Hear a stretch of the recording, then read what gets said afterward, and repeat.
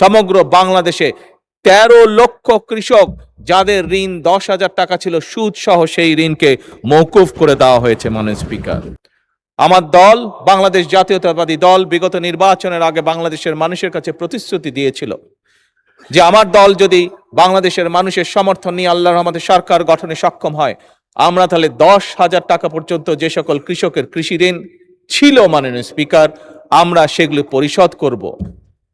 মাননীয় স্পিকার, আপনি নিজেও একজন কৃষকের সন্তান। এই দেশের অধিকাংশ মানুষ, অধিকাংশ পরিবার কোনো না কোনোভাবে প্রত্যক্ষ বা পরোক্ষভাবে কৃষির সাথে জড়িত।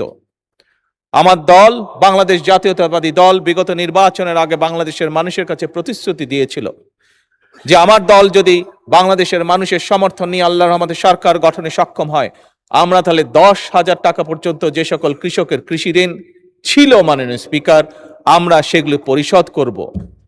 মাননীয় স্পিকার, সেগুলো সরকার থেকে পরিশোধ করব, অর্থাৎ সেগুলো সুদ সহ ঋণ আমরা মওকুফ করে দেব। মাননীয় স্পিকার, আমরা সরকার গঠন করার সাথে সাথে প্রথম ক্যাবিনেট মিটিংয়ে আমরা সেই সিদ্ধান্ত নিয়েছি, যার ফলে সমগ্র বাংলাদেশে 13 লক্ষ কৃষক যাদের ঋণ 10,000 টাকা ছিল সুদ সহ সেই ঋণকে মওকুফ করে দেওয়া হয়েছে। মাননীয় স্পিকার, কারণ আগেই আমি বলেছি মাননীয় স্পিকার, আমাদের লক্ষ্য হচ্ছে একটি রাষ্ট্র গঠন, একটি দেশ গঠন, যেখানে আমাদের মূল লক্ষ্যই হবে জনগণ।